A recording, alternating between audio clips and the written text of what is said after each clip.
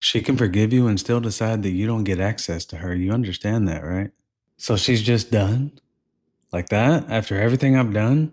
That's cold. She's not being cold, she's just done. But I said sorry. I apologize. How long is she gonna hold it over me? She's not holding it over you, she's holding you accountable. There's a difference.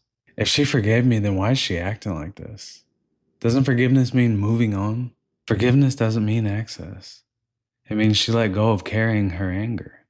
It means she's not available for more damage from you. She's acting like I'm some monster.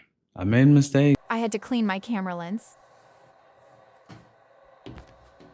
And yes, for your information, I know about the hyperpigmentation. That's why I have decided to start a routine.